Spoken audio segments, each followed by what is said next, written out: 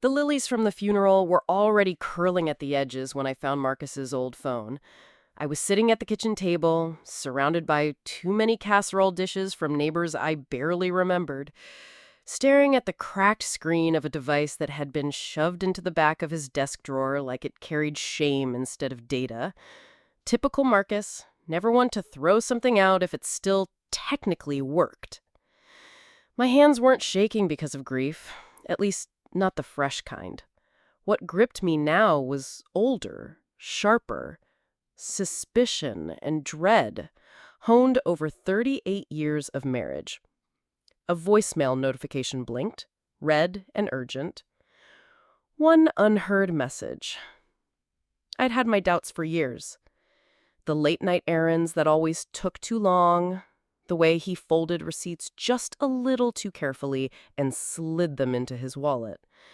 That soft tone he used on the phone when he thought I wasn't listening. I convinced myself it was work.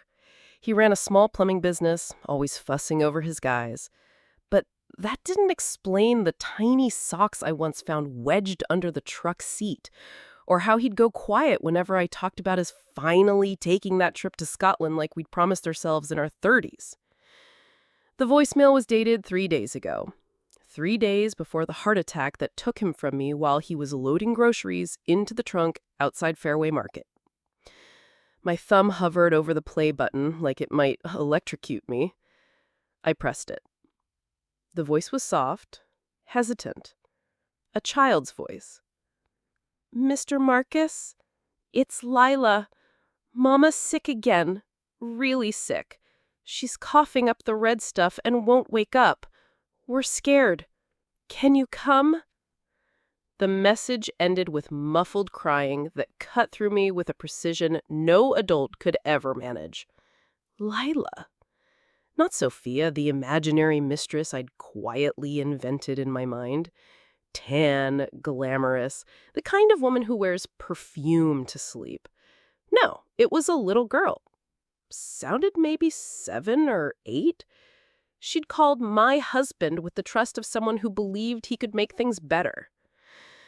My coffee sat untouched, ice cold now. Outside, our neighbor Mr. Ellis was probably watching from his porch again, wondering why the curtains were still drawn. The house felt both cavernous and suffocating, like the walls themselves were holding their breath.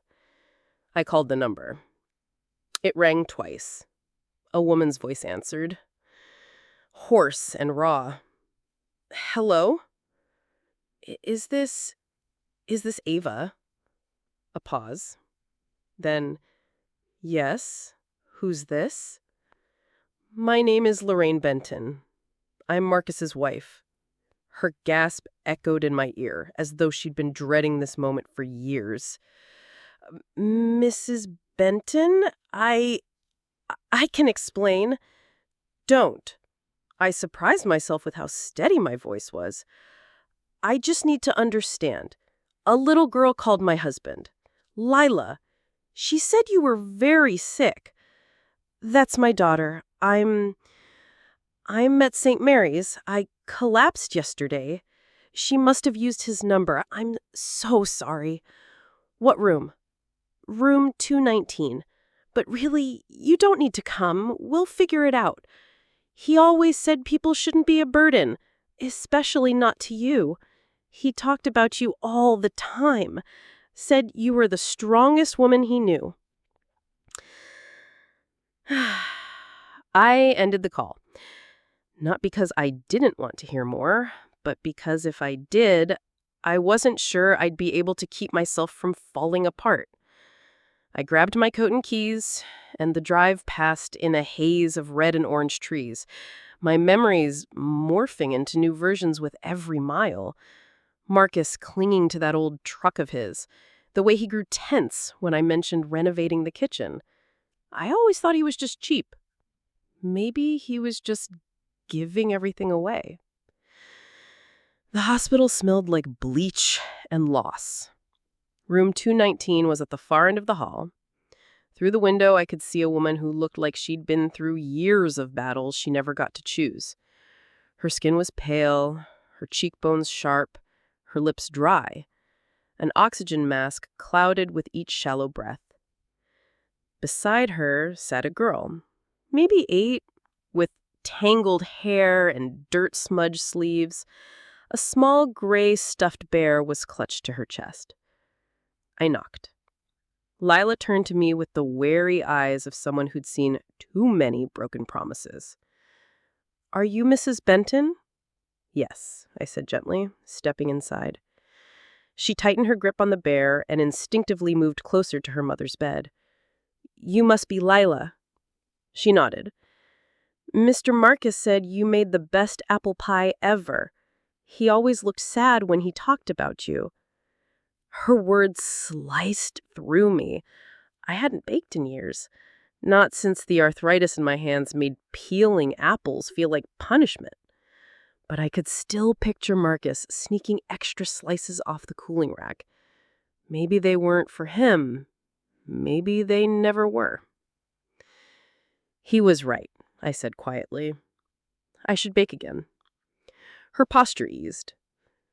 "Are you going to take us away?" The question knocked the air out of my lungs. Why would you think that? When people like you come to the hospital, it's usually to take kids away. Mr. Marcus said if anything happened, we should call you. He said you were good people. But Tommy thinks maybe you wouldn't want us. We're not really family." I couldn't speak. I just looked at her, at the way she stood like a shield between me and her unconscious mother, and nodded. Ava stirred then.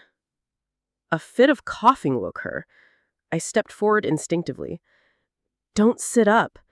She pulled the mask off anyway. "You came." "He would have wanted me to." Her eyes shimmered. "He loved you. He never wanted to hurt you. He just couldn't look away when he found us outside the store that day. I was holding Lila, crying, and he helped." My voice trembled. "How long?" 2 years. We've been living in the basement of a boarded-up house off Jefferson. No heat, no real plumbing. He brought food, clothes. He'd fix stuff. Read stories to the kids on Sundays." I closed my eyes. Sundays? When Marcus would say he needed air or that he had to check in on a water heater or a leak, he was reading stories to children who weren't his, giving pieces of himself I never knew were missing. Where are the others? Tommy and Max are downstairs. An old neighbor, Mrs. Delaney, is watching them, but she can't keep them long. The room felt like it was shrinking. I pictured the empty silence of my home, the casseroles I'd never eat, the bed I couldn't sleep in. I looked at Lila. "Would you like to come home with me?" She stared. For a moment, she didn't blink. I saw something in her eyes. Not trust, not yet, but a flicker of it. Like hope, scared and small. Then the machines beeped wildly and nurses burst into the room and everything dissolved into chaos. I stood back, clutching Lila's cold hand while the staff worked to stabilize Ava. 20 minutes passed, maybe more. When the doctor pulled me aside, I was bracing for the worst.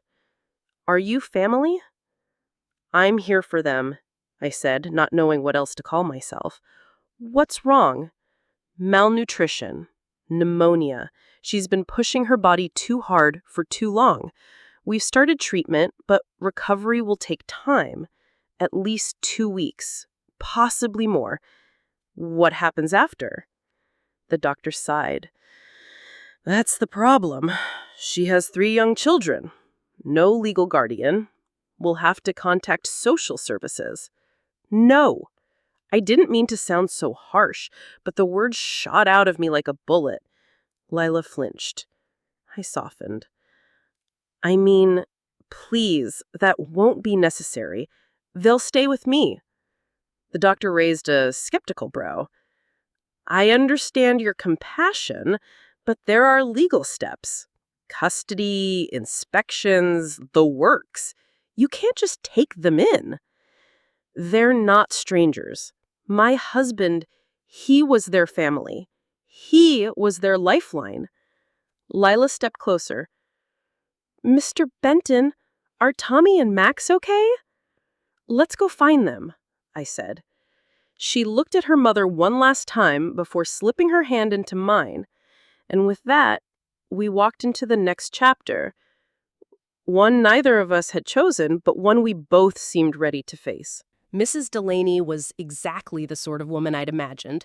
Small, wiry, with bright eyes behind thick glasses and hands that had clearly held generations of children. She was seated in a corner of the hospital cafeteria with two boys flanking her. The older one, Tommy, was maybe 6, with the same watchful eyes as his sister. The younger one, Max, couldn't have been more than 4. He sat on the floor beside the table, clutching a worn toy truck and humming quietly to himself. As soon as he spotted Lila, he scrambled up and threw his arms around her. "Ammy, is Mama better now?" Lila's shoulders tense, and she crouched down to meet his eyes. "She's still sick, Maxie, but the doctors are helping her. She's going to be okay." Tommy was standing now, stiff and serious. "Where's Mr. Marcus?" he asked, voice low. "Mama said he was coming." That question, so innocent and devastating, nearly brought me to my knees. I crouched to Tommy's level, hands trembling. "Mr. Marcus, he had an accident. A heart attack. He died, sweetheart." Tommy didn't blink. He just stared. "So he's not coming?" "No, honey, he's not." I didn't say more. Didn't have to. The weight of that truth was settling on them like fog. Max's brow furrowed. "But he said if anything ever happened, he'd come for us." "He can't now," I said softly. "But I'm here. And I want to help." They didn't answer right away. Tommy kept one hand on his little brother's shoulder, anchoring him. Max clutched Lila's hand. The three of them were like a small unit, worn thin, but welded tight. "Are you going to take us away?" Tommy asked. "No," I said with more conviction than I'd ever felt in my life. "You're coming home with me." Mrs. Delaney exhaled. "They're good kids. Been through more than most adults. I wish I could do more." "You've done plenty," I told her. "Thank you." We walked out of the hospital with nothing but a few threadbare jackets and a beat-up backpack holding some coloring books. My car felt too clean, too silent for the chaos that trailed behind me now. Lila climbed up front, her bear still tucked under her arm. The boys whispered to each other in the back seat. "Your house is big," Max observed as we pulled into the driveway. "It's really not," I replied with a faint smile. "But it's got space, and food, and heat. And it's safe. And a swing set," Tommy added, spotting the rusty old structure in the backyard. "My husband built that for the grandkids we never had. It still works, mostly." Inside, the house changed the moment they stepped in.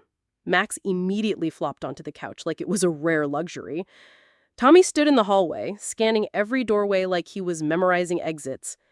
Lila hovered near the kitchen, her eyes landing on the cookie jar Marcus had insisted we keep, even though I hadn't baked in years. "Are you hungry?" I asked, even though I already knew the answer. "We had crackers earlier," Lila said politely. "That's not food." I pulled out cheese and bread, deciding on grilled cheese sandwiches because they were simple and warm and something I knew how to make without thinking. "Why don't you show your brothers around while I cook?" I could hear them as they tiptoed from room to room, whispering to each other in that secret language siblings develop when they've had to depend on each other too much too early. The basement had been Marcus's workshop, full of wood shavings and tools and half-finished projects. Tommy's voice echoed from below. "There's no spiders down here," he called up. I laughed, surprised by how natural it felt. By the time they came back up, the table was set with sandwiches, apples, and a pitcher of lemonade I hadn't touched since summer. They approached the food with the hesitant awe of children who'd been taught to expect too little. Max sat down first and started eating with both hands. Lila and Tommy lingered, watching me. "It's okay," I told them.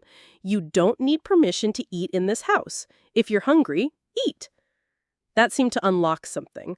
They sat down, and the only sounds were chewing and the occasional clink of silverware. "Mrs. Benton?" Lila asked. "What should we call you?" The question caught me off guard. "What do you want to call me?" "Mr. Marcus called you Lorraine. He said it was a pretty name." "Then Lorraine's fine." It felt strange hearing my name in a child's voice. Strange and warm and right. "Can we go see Mama tomorrow?" Max asked, his mouth still full of sandwich.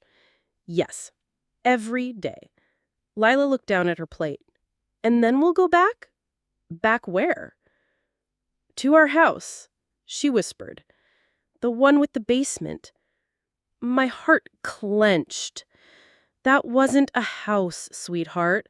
That was a place you survived. This is a house. This can be your home.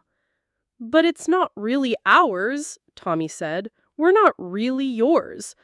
I got up, walked around the table, and crouched between them. "You listen to me. None of that matters. What matters is that you're safe here, that you belong here. You're not strangers. You're not charity. You are wanted." They didn't say anything else, but they didn't argue. And that, I knew, was the closest thing to trust they could give me. That night, after the boys were tucked into beds with fresh sheets and extra blankets, and Lila had brushed her teeth and silently handed me her tattered bear for safekeeping, I sat in the living room surrounded by evidence of life. Crayons on the floor, sippy cups in the sink, a half-finished drawing of our house taped to the fridge. My phone buzzed, a text from Dr. Jameson at the hospital. "Ava is stable. She asked about the kids." I typed back, "They're safe. They're home." And even as I wrote it, I knew it was true. Something inside me had shifted. A part of me that had been dormant for years was waking up. I wasn't just mourning Marcus anymore. I was building something, protecting something, choosing something. Tomorrow would bring questions, red tape, and most likely a visit from social services. But tonight, my house was full of the kind of silence that comes after children fall asleep. A silence that felt nothing like loneliness and everything like peace. The knock came at 7:34 the next morning, sharp and rhythmic like someone determined not to be ignored. I'd just finished helping Max button his shirt, his tiny fingers still fumbled with the small plastic buttons, and was wiping syrup off the kitchen counter from the pancakes I'd made. The boys were chasing each other around the living room, Lila humming softly while brushing her tangled hair at the table. When I opened the front door, I was greeted by a woman in her mid-30s with a tight ponytail, creased slacks, and a clipboard clutched like a badge. "Mrs. Benton?" "Yes." "I'm Camille Hartley, Child Protective Services. May I come in?" Her tone wasn't unkind, but it was professional, detached. I stepped aside. The moment she crossed the threshold, the air in the house shifted. Tommy stopped moving. Max retreated behind the couch. Lila went rigid in her chair, her fingers still tangled in her brush bread. "Mrs. Benton," Camille said, her eyes sweeping the room, "I understand you took the Davidson children from the hospital yesterday without going through the proper channels." "I didn't take them," I replied calmly. "I brought them home. Their mother is hospitalized and unable to care for them. They needed somewhere safe to stay." Camille gave a tired sigh. "I'm not here to argue with your intentions, but there are procedures for a reason. Legal guardianship, emergency placement approvals, background checks." "Save the list," I interrupted, gesturing for her to sit. "We can go through all of that, but right now, these children need stability, not paperwork." Her eyes settled on Lila. "How are you feeling this morning, sweetheart?" Lila didn't answer. Her eyes were on me, wide and questioning. I gave a small nod. She turned back toward Camille. "Okay, I guess." "And your brothers?" Tommy had 2 pancakes, Max spilled juice, but Whitney didn't get mad. My heart twitched at that, how deeply she'd expected punishment for something so small. Camille made a note on her clipboard. Mrs. Benton, I'll need to conduct a full home evaluation. Interview you and the children separately. I'll also need to speak to Miss Davidson. You can speak to her this morning, I said, keeping my tone neutral. We're visiting after school drop-off. Camille hesitated. May I ride with you? Of course. I turned to the children. Get your backpacks, sweethearts. We're visiting Mama. The kids scattered, Max yelling excitedly about showing Mama the drawing he'd made. As they filed out, Camille watched them with a gaze I couldn't read. She followed me to the car, jotting down more notes. You've had them for less than 24 hours and already call them sweethearts? Would you prefer I call them liabilities? I said without looking at her. She didn't respond. The ride to the hospital was quiet. The kids were subdued, picking at their sleeves and whispering. When we reached Ava's room, she was sitting up straighter than before, her skin less ashen, her eyes alert. When she saw them, she reached out with trembling arms. My babies, she whispered. They rushed to her, forming a tangled pile of hugs and muffled cries. I stood back, feeling like both an intruder and an anchor. Camille watched silently as the children clung to their mother, who kissed their heads and whispered reassurances that were equal parts love and apology. Mrs. Davidson, Camille said once the reunion softened, I'm with Child Protective Services. I need to speak with you about your children's living arrangements. Ava's eyes flashed with sudden steel. You're not taking them away from Whitney. No one's taking anyone anywhere, Camille said smoothly. We're here to assess. That's all. Ava gripped Lila's hand. Whitney saved us. If it weren't for her, my kids would be in a shelter right now. Noted, Camille replied, flipping a page on her clipboard. But your consent is important. Do you authorize temporary guardianship of your children to Mrs. Benton? Ava looked at me. There was fear in her face, yes, but there was also something else. Trust. She said, I do, and I want them to stay with her until I can come home. Longer if they'll let me. That's enough for now, Camille said, standing. I'll begin the paperwork and coordinate with your attending physician. But Mrs. Benton, she turned to me, you'll be subject to home visits, background checks, and oversight. This isn't permanent. Nothing is, but they're not going anywhere unless Ava says so. On the drive back, Max fell asleep in his car seat. Tommy gazed out the window, silent. Lila stared straight ahead. Are we in trouble? No, I said. You're never in trouble for needing help. Camille didn't speak again until we pulled into the driveway. Mrs. Benton, do you have children of your own? No. My husband and I wanted them. It just never happened. Then why are you doing this? Because Marcus loved them, I said simply. And I've learned that love doesn't stop just because someone's gone. That night, after grilled cheese again and a bubble bath for Max that ended with water all over the bathroom floor, Lila came into the kitchen while I was drying dishes. Whitney. Do you think Mama will really get better? I set the dish down. Yes, I do. She's strong. Like you. Lila twirled the ends of her hair, then looked up. If she doesn't get better, do we have to leave? I knelt in front of her, brushing hair from her eyes. You don't have to worry about that. You're safe here. That's not going to change. Even if you don't know everything yet, even then, I may not have all the answers, but I'm not going anywhere, and neither are you. She nodded, and for one time, I saw something in her face relax. Not completely, but enough to believe for one more day that we were becoming something close to whole, and maybe, just maybe, something like a family. The next morning began the way so many mornings had since the children arrived, with the scrape of chairs at the kitchen table, Max humming while waiting for his cereal, Tommy helping Leela reach a bowl from the high shelf. But something about today felt heavier, more aware. Camille Hartley's visit had planted a seed of anxiety in all of us, and even the children, who had begun to settle into our rhythms, seemed cautious. Leela kept glancing at the front door, as though someone might knock again. I could feel it too, the looming shadow of systems and procedures that didn't care how hard we were all trying. But I wasn't about to let fear dictate our day. After I walked the children to the bus stop, I returned to the house and made myself a cup of tea.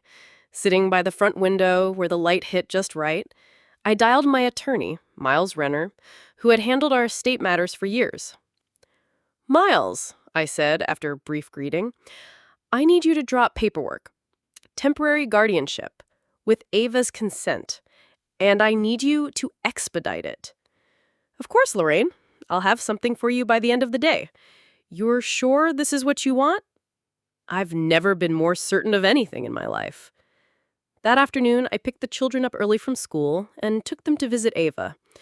Her room was brighter than before, and the nurses had propped her up with extra pillows. She looked better, more color in her cheeks, more strength in her voice. The children burst in with drawings and stories about their day. Max had earned a sticker for sharing. Tommy had helped clean up a spill in the lunchroom. Lewa had been picked to read aloud in class. Ava's eyes shimmered as she listened. "They look happy," she whispered to me as Max showed her his stick figure family. Me, Ava, the three of them, all holding hands. "They are," I whispered back, "and so are you." She smiled. I have never been happier or more terrified. Later, when the children stepped out with a nurse to get ice cream from the hospital cafeteria, Ava reached for my hand. "I need to ask you something." "Anything." "What happens when I'm discharged?"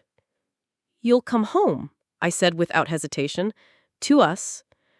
"But what if I can't work? What if I can't contribute?" "You don't owe me anything," I said gently. "We'll figure it out together." She looked down, shame creeping across her face. "You don't understand. I'm not used to being taken care of. I've always had to carry the weight. And now? Now you're not alone anymore," I said. "Marcus didn't just give your children food or warmth. He gave them hope. And now it's my turn." Ava blinked rapidly, then laughed through tears. "You sound like him." "I hope so." When we returned home that evening, I found Miles's envelope on the doorstep. I opened it at the kitchen table, my heart thudding. The paperwork was there. Guardianship petitions. A notarization form for Ava's signature. I breathed in, slowly, and realized that every decision I made from this point on would no longer be about honoring Marcus's secret. It would be about building something honest from what had been hidden. The next morning, Camille returned, without a clipboard this time, but with a binder. "She spoke with Ava," she said after I let her in. "She confirmed everything. She's signing the documents today." "Good." Camille looked around the kitchen. Max's drawing was on the fridge. Leela's homework was spread out on the counter. Tommy's muddy shoes were by the door. "You've made this place feel like home." "It is home. It became one the moment they walked through that door." She nodded slowly. "I'll file the report. You'll still have regular visits and evaluations. Of course. But I believe you're what they need." That evening, while Leela helped me set the table and the boys chased the cat through the living room, Ava called. "Hey, Lorraine," she said. "I signed the forms. I told the doctor, and I told Camille. It's official. You're their guardian." "Thank you for trusting me." "It's not trust. It's faith. You've given me something I didn't know I needed. A reason to get better." That night, as the children snuggled into bed and the silence of the house wrapped around me like a soft blanket, I sat on the couch and finally cried. Not out of sadness, but out of release, out of the sheer weight of having made it through another day with these children intact, whole, and one step closer to believing they were safe. Tomorrow, I'd face another meeting, another social worker, another round of justification. But tonight, I had Leela's drawing, Max's laughter, and Tommy's soft goodnight hug. And I had Marcus's legacy, living and breathing and thriving in the home we'd built together out of truth and choice. I turned off the lights, clammed into bed, and let myself believe, for the first time in years, that everything might just be okay. 3 weeks into our new rhythm, I began to notice small changes in the children, subtle shifts that told me they were starting to believe this wasn't temporary. Max stopped hiding snacks in his pockets. Tommy began asking if he could bring friends home after school. And Leela, whose eyes had once darted constantly as if scanning for danger, now lingered in rooms longer, laughed louder, and spoke without always whispering. But some things didn't shift as easily. It was nearly 2 in the morning when I heard the faint creak of the hallway floorboards. I'd been lying awake, unable to sleep, the silence unfamiliar now without Marcus's gentle snore or the soft rustle of newspaper pages turning in the next room. I stepped out quietly, following the sound into the kitchen. Leela was sitting at the table with a flashlight propped against a sugar canister, flipping through one of Marcus's old repair manuals. Her eyes squinted at the diagrams, lips moving silently as she read. "Leela?" She jumped, quickly closing the book. "I'm sorry. I know I'm not supposed to be up. I just couldn't sleep." I sat beside her, watching her small fingers press into the page corners. "What are you reading?" "How to fix a leak under the sink." "Why?" She looked down at her lap, embarrassed. "Because if something breaks and Mama's still sick and you get tired of us, maybe I could fix it, so we're not too much trouble." I reached for her hands, both trembling slightly. "Leela, you don't need to fix anything." "But what if everything breaks again?" Her voice was small but fierce. "What if it all falls apart like before?" I took a deep breath. "Then it's my job to fix it, not yours. You've done more than enough already. You get to be a kid now." "But I don't remember how," she whispered. My heart cracked open. "Then we'll learn together." I stood, made her a cup of warm milk with honey, something my mother used to do for me, and we sat at the table in quiet companionship. After a while, she asked, "Were you sad before we came?" "Yes," I answered truthfully. "Even before Marcus died. I think I was just waiting for something to fill the quiet." "Are we the something?" "You're everything," I said. The next morning, after the children left for school, I received an unexpected call. "Mrs. Benton," the voice said, "this is Miriam LeClaire. I'm Ava's mother." My stomach tightened. "How can I help you?" "My husband and we'd like to visit. We know we have no right to ask, but we heard she's out of the hospital. We'd like to see the children, just to know they're okay." I agreed to meet them that afternoon.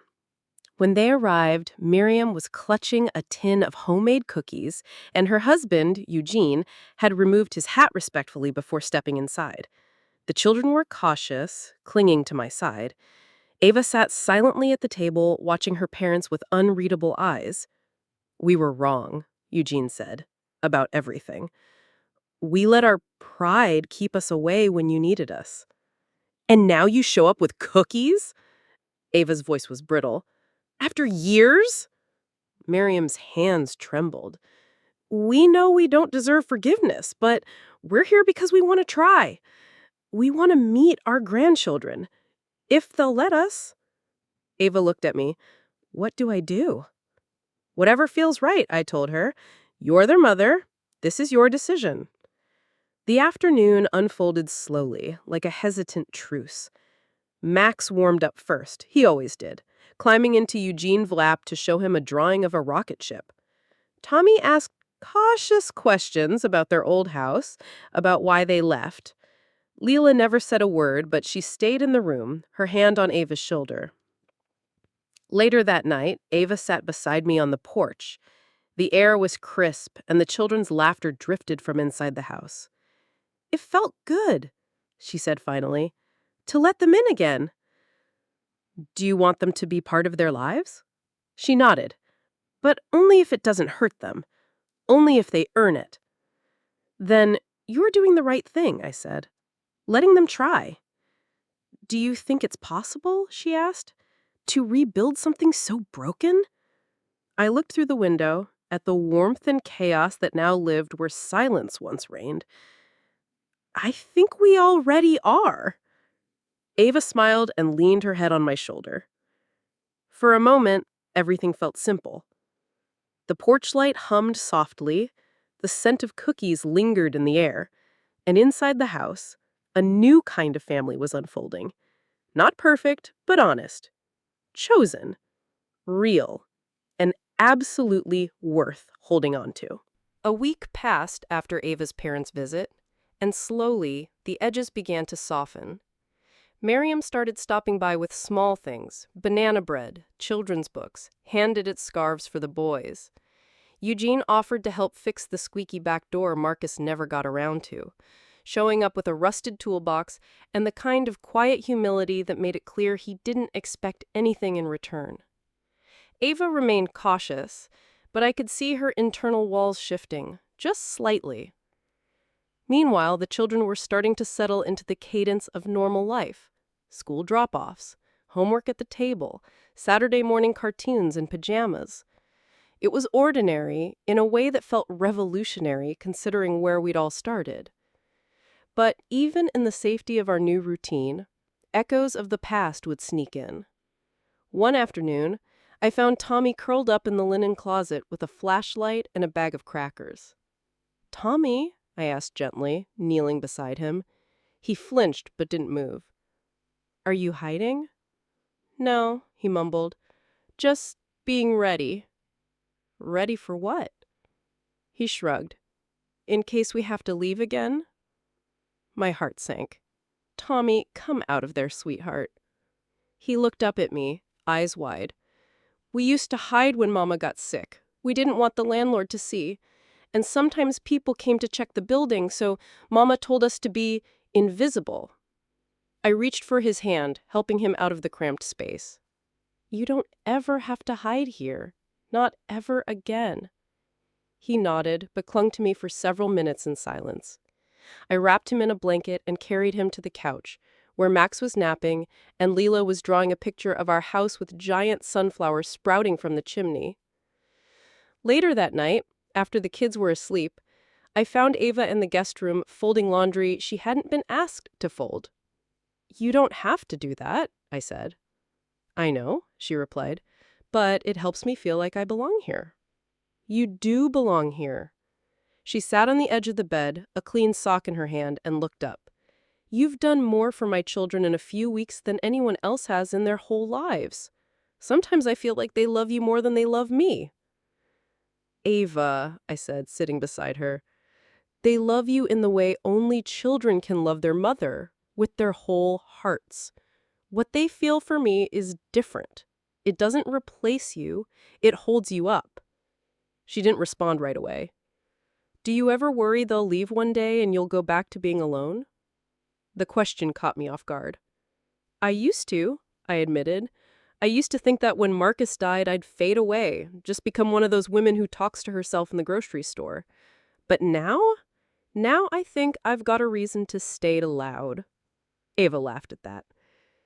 "Do you think Marcus knew what he was doing when he brought us into your life?" "I don't know, but I think he hoped." We spent the next morning cleaning out Marcus's old office. The children had asked if they could make it into a homework room, and the idea had thrilled Ava. It took hours to sort through the dust-covered shelves, the boxes of invoices, the half-used notebooks and broken pens. At the back of the closet, I found a shoebox labeled 4LB. Inside were photographs, receipts, handwritten notes. One was a drawing by Max, a lopsided heart with Mr. M scribbled in crayon. Another was a tiny pair of shoes I didn't recognize, tied together with string. Ava leaned over my shoulder, her hand flying to her mouth. "He kept everything." I nodded, tears threatening. "He loved you. He loved them. Completely." He never told me he was keeping this. He never told me about you, but maybe he didn't know how. Maybe he was afraid we'd both walk away. Instead, she whispered, we both walked toward each other. That evening, I cooked pot roast, Marcus's favorite, though I'd stopped making it after his cholesterol went bad. The house filled with a warmth I hadn't felt in years, and as we all sat down to eat, I looked around the table. Max with mashed potatoes on his chin, Tommy carefully cutting his carrots, Leela pouring juice like a tiny hostess, Ava smiling at her children like she couldn't believe they were real, and me, watching them, holding the moment still in my heart like a photograph. Can we keep doing this? Leela asked suddenly. Having dinner together like this? Always, I said. Ava reached under the table and squeezed my hand. It was silent, but it said everything. The next morning, a letter arrived. Official documentation. Temporary guardianship approved. Conditions listed. Court review scheduled. My name typed in bold next to Ava's, our roles clearly defined. It felt clinical, procedural, but in its own way, it was sacred. Proof that what we were building mattered enough to be written down, that we were defined by what we chose to do for each other, day after day. And I had chosen them. They had chosen me. And together, we were becoming something beautiful, something permanent, something worth every broken beginning. Winter came quietly that year. The first frost dusted the windows like powdered sugar, and the children ran through the house in wonder, watching their breath fog the glass and asking if we could decorate for the holidays already. I agreed, of course. We retrieved the old boxes from the attic, each one filled with worn ornaments, tangled lights, and memories of a life I had once shared with Marcus alone. But this year was different. Ava added her own box to the stack, a small one, but filled with delicate glass stars she'd kept hidden away since the children were babies. They were always too fragile to bring out, she said, unwrapping one carefully. But I think maybe it's time. We turned the house into a wonderland. Snowmen made of cotton balls lined the windowsills. Lila strung popcorn and cranberries with such focus you'd think it was a sacred ritual. Tommy kept climbing the step stool to help hang ornaments, even when we asked him not to. Max insisted we leave a space at the very top of the tree. "That's where the angel goes," he said, "like Daddy used to do."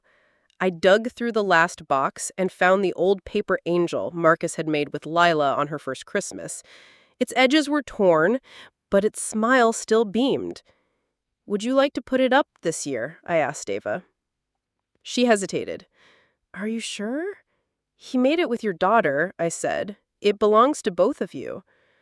Her hands trembled slightly as she climbed the stool and placed it on the highest branch. The room fell quiet for a moment. The tree sparkled, and somehow it felt like Marcus was standing right beside us, nodding with pride. A few days later, Ava and I attended the family court hearing together. The courtroom was small, with 2 white lights and benches that creaked when you sat. A judge reviewed the documents, her eyes scanning the pages without emotion. But then she looked up. "Ms. Benton," she said to me, "and Ms. Reyes. This guardianship was created under emergency conditions, but I see here that you've created something remarkably stable considering the circumstances." Ava nodded. "We're building a life together." "And you, Ms. Benton, do you still wish to continue this role?" "With all my heart," I said. The judge considered us for a moment longer. "Then I see no reason not to extend this guardianship. A final review will be held in 6 months. Until then, I expect full cooperation from both of you, regular check-ins, and continued emotional support for the children." "You'll have it," I said. Ava reached for my hand as we stood. Her grip was strong, confident, and I could feel the silent message behind it. We did it. When we got home, the kids had made a banner that read, "Welcome home, court champions," spelled with glitter and backward R's. Max had taped it to the fridge. We laughed, we hugged, and we celebrated with hot chocolate and too many marshmallows. That night, after the kids were asleep, Ava stood at the window watching the snowfall. "I was afraid I'd lose them," she said softly. "I used to wake up every night thinking someone would come and take them away, even when I was sick, even when I had nothing left." "That fear doesn't just disappear," I said. "But now you're not facing it alone." She turned to me. "Do you ever regret it? Letting us in?" "Not for a second. Even with all the noise and the mess and the late-night stomach bugs?" I laughed, especially then. The days that followed were filled with more firsts. Max lost his first tooth. Lila was cast as the snowflake queen in her class play. Tommy wrote his first full sentence without help. "I love my family." I kept the page and framed it in the hallway. One morning, I received a call from the hospice nurse who had cared for Marcus during his final days. She'd found a sealed letter in her files, marked with my name. My hands trembled as I opened the envelope, sitting alone on the porch swing with a blanket across my knees.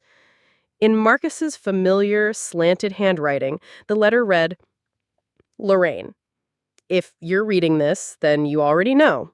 You know I made mistakes. You know I kept a secret I had no right to keep. But I also know you, and I knew, somewhere deep down, that your heart was the safest place I could leave them. I didn't have the courage to fix it while I was alive, but I had faith in you. You always saw the best in broken things. Please give them the love I didn't know how to share, and please forgive me. M." I folded the letter carefully and held it to my chest. I didn't cry. Not this time. I just whispered, "I forgive you," to the wind. That night, I read the letter aloud to Ava. She listened quietly, her expression unreadable at first, then softened with each word. "He knew what he was doing," she said finally. "He put us where we needed to be. And now it's up to us," I said, "to keep building what he started." She looked around the room, the handmade ornaments, the laughter echoing from upstairs, the photos of the children now proudly displayed on the mantel beside Marcus's picture. "I think we're doing okay. I think we're doing more than okay." And as the snow continued to fall, blanketing the world outside in silence and light, I realized that this family, however unconventional, had become the very thing I never knew I needed. Not just a second chance, but a whole new beginning. Christmas morning arrived with the kind of stillness that felt holy. The children woke before sunrise, their excitement bubbling up in whispers and giggles as they tiptoed into the living room. I'd stayed up late the night before wrapping gifts and setting out stockings, just as Marcus and I used to do. But this year, the stockings bore new names, and the gifts weren't just toys. They were little affirmations of who each child was becoming. For Max, a science kit and a tiny telescope. For Tommy, books with dragons and maps and courage. For Leela, a delicate silver bracelet with a sunflower charm. And for Ava, a journal embossed with her initials and a fountain pen that had once belonged to Marcus. She opened it slowly, her fingers brushing the edges with reverence. "He wrote with this?" she asked. I nodded. "Every day. I think he'd want you to use it now." Her eyes filled with tears, but they didn't fall. Instead, she pressed the journal to her chest and whispered, "Thank you." The day unfolded in cozy chaos. Wrapping paper everywhere, cinnamon rolls in the oven, snowball fights in the backyard. Eugene and Miriam stopped by in the afternoon with more gifts and a promise to return for dinner. The children surrounded them with cautious affection, slowly learning that sometimes people do come back and sometimes they try to do better. Miriam pulled me aside as we set the table. "You've given our daughter more than we ever did, and you gave our grandchildren a home when we turned away. I'll never regret that." "You still have time," I said. "They're still here, and so are you." That night, after the dishes were done and the house had quieted down, We all gathered in the living room. The fire crackled softly, and Leela climbed onto my lap with a blanket. Ava sat beside me on the rug, Max curled against her, Tommy between us. Can we read something? One of Marcus's stories? I reached for a worn leather notebook from the shelf. Marcus had filled dozens of them with little fables and bedtime tales, written long before he knew how his life would twist and tangle. I flipped to one he used to read aloud every Christmas, a story about a boy who followed a trail of stars to find his way home. I read it slowly, pausing for the giggles, letting the words land like snowflakes. Ava took over halfway through, her voice steady and strong. When she finished, there was a moment of silence. Then Max whispered, "I think Daddy's listening." "I think so too," Ava said, and I believed it. When the children finally went to bed, Ava stayed behind to help me fold the blankets and turn off the lights. As we stood in the doorway, looking back at the tree with its handmade angel glowing at the top, she turned to me and said, "I don't know how we ever lived without you." "You didn't," I said gently. "You were surviving. Now you're living." She took a breath. "Do you think we'll stay like this? That this will last?" "It'll last if we make it," I said. "Love isn't something you find, it's something you build, brick by brick, day by day." "Then I'm building with you," she whispered, "all the way." Months passed. Winter melted into spring. The children grew stronger, happier. They made friends, they brought home art projects and spelling tests and the occasional scraped knee.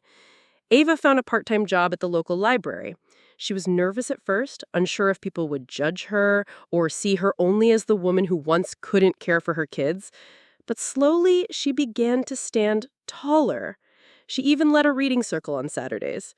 And I began to live again, not just through them, but for myself too. I started gardening again, I baked more, I joined a small group at church, something I hadn't done in years. The grief I'd once carried like a weight began to feel like a memory I could honor instead of drown in. In one morning, Leela placed a drawing on my lap. It showed us all, hand in hand, in front of the house, sunflowers blooming behind us. At the top, she had written, "My family." "You forgot something," I said, pointing to the empty space near the top corner. She shook her head. "Nope. That's where Daddy's watching from." And in that moment, I realized we had come full circle. We were no longer survivors of loss or shame or silence. We were a family, forged not by accident, but by choice. Marcus had brought us together in the only way he knew how, with hope. And we had taken that hope and made it into something real. So if you ever wonder whether broken people can build something beautiful, remember the story. Remember that healing doesn't always come all at once. Sometimes it comes in pieces, in bedtime stories, in shared meals, in second chances. And if you believe in love strong enough to stay, strong enough to forgive, strong enough to build again, then you already have everything you need. Please don't forget to subscribe. Someone out there needs to hear this story. Maybe it's you. Maybe it's someone you love. But share it. Because love, real love, is the legacy we leave behind.